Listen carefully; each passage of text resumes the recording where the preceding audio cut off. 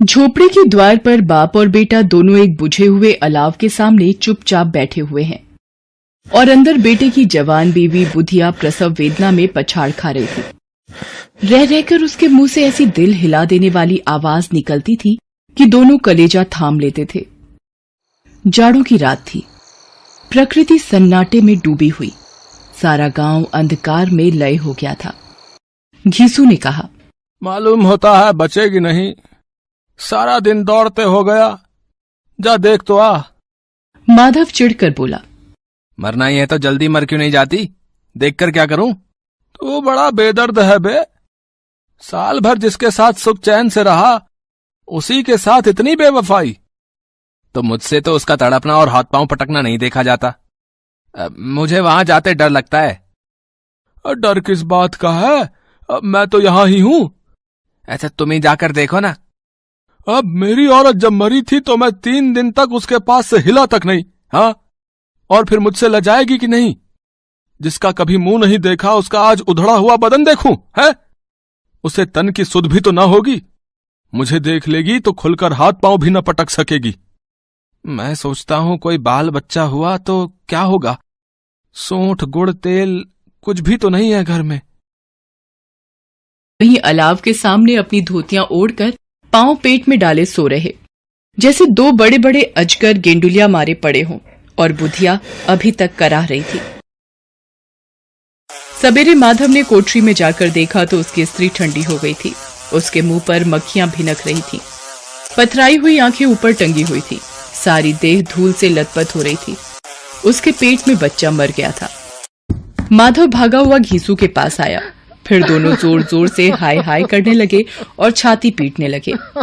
पड़ोस वालों ने ये रोना धोना सुना तो दौड़े हुए आए और पुरानी मर्यादा के अनुसार इन अभागों को समझाने लगे, मगर ज्यादा रोने पीटने का अवसर न था। कफन की और लकड़ी की फिक्र करनी थी। घर में तो पैसा इस तरह गायब था जैसे चील के घोंसले में मांस। बाप बेटे रोते हुए गांव के जमींदार के पास गए। वो इन दोनों की सूरत से नफरत करते थे। कई बार इन्हें अपने हाथों से पीट चुके थे। वादे पर काम पर ना आने के लिए पूछा, क्या है बे घिसुआ, रोता क्यों है? अब तो तू कहीं दिखलाई भी नहीं देता। मालूम होता है इस गांव में रहना नहीं चाहता। अब सरकार, बड़ी विपत्ति में हूं। माधव की घरवाली रात को गुजर गई। रात भर तड़पती रही सरकार। हम दोनों उसके सिरहाने बैठे रहे। दवा दारू जो कुछ हो सका सब कुछ किया, मुदा वो हमें दगा दे गई। अब कोई एक रोटी देने वाला भी न रहा मालिक। तबाह हो गए, घर उजड़ गया। आपका गुलाम हूं।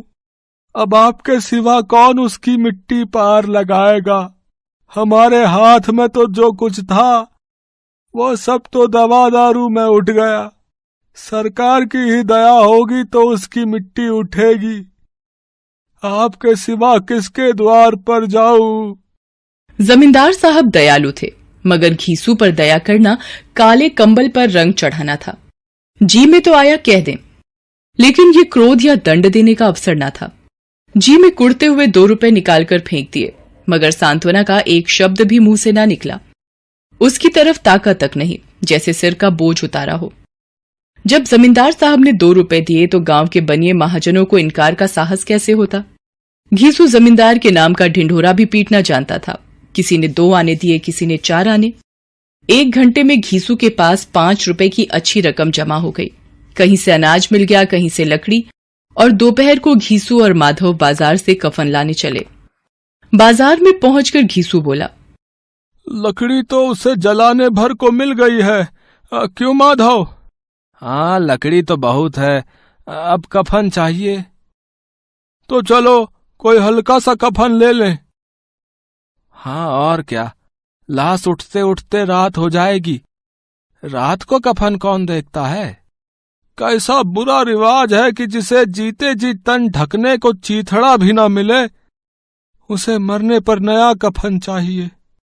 कफन लाश के साथ जल ही तो जाता है, और क्या रखा रहता है? यही 5 रुपए पहले मिलते तो कुछ दवा दारू कर लेते। दोनों एक दूसरे के मन की बात ताड़ रहे थे। बाजार में इधर उधर घूमते रहे। कभी इस बजाज की दुकान पर गए, कभी उसकी दुकान पर।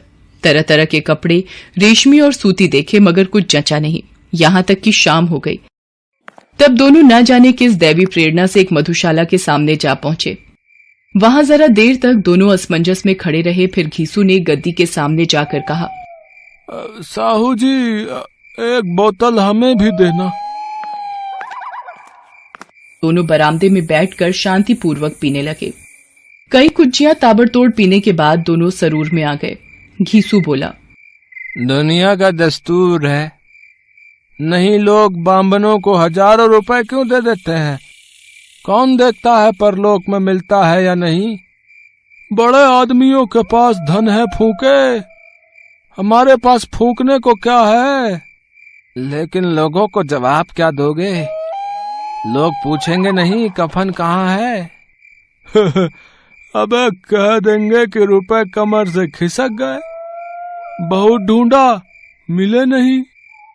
लोगों को विश्वास ना आएगा, लेकिन फिर वही रुपए देंगे।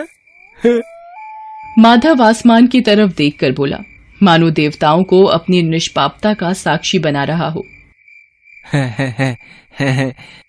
इस अनपेक्षित सौभाग्य पर बड़ी अच्छी थी बेचारी, मरी तो खूब खिला पिला कर। आधी बोतल से ज्यादा उड़ गई। घीसू ने 2 सेर पूड़ियां मंगाई।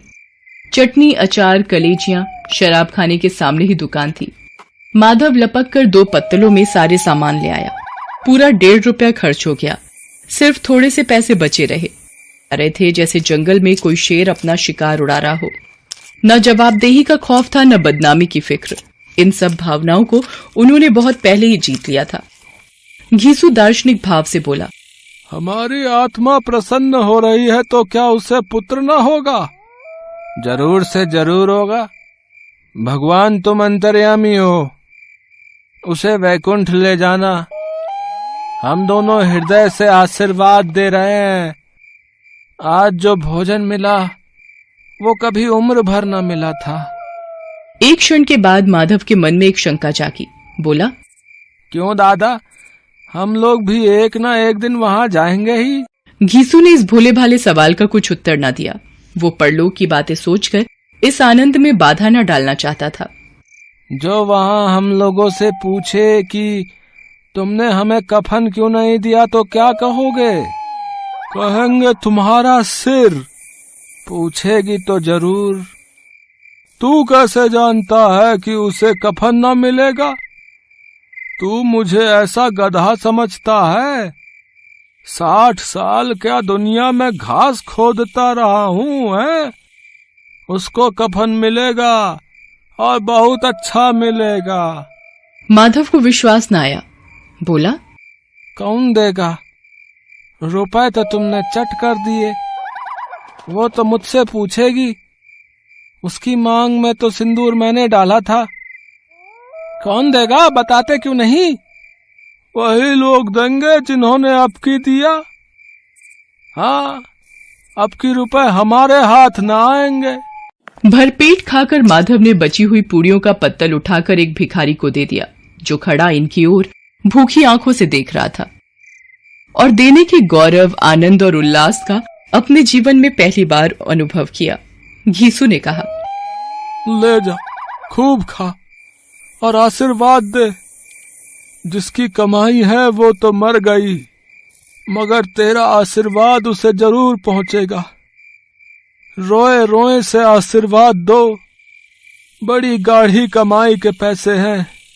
वो वैकुंठ में जाएगी दादा, वैकुंठ की रानी बनेगी। हाँ बेटा, वैकुंठ में जाएगी। किसी को सताया नहीं, किसी को दबाया नहीं। मरते मरते हमारी जिंदगी की सबसे बड़ी लालसा पूरी कर गई। वो ना वैकुंठ जाएगी तो क्या ये मोटे मोटे लोग जाएंगे, जो गरीबों को दोनों हाथों से लूटते हैं और अपने पाप को धोने के लिए गंगा में नहाते हैं और मंदिरों में जल चढ़ाते हैं? मगर दादा, बेचारी ने जिंदगी में बहुत दुख भोगा। कितना दुख झेलकर मरी। वो आंखों पर हाथ रखकर रोने लगा, चीखें मार मार कर। घीसू ने समझाया, क्यों रोता है बेटा? खुश हो कि वो माया जाल से मुक्त हो गई, जंजाल से छूट गई। बड़ी भाग्यवान थी जो इतनी जल्द मोह माया के बंधन तोड़ दिए। और आखिर नशे में मदमस्त होकर वहीं गिर पड़े और उधर गांव में बेचारी बुधिया की लाश का अंतिम संस्कार गांव वालों ने जैसे तैसे कर दिया।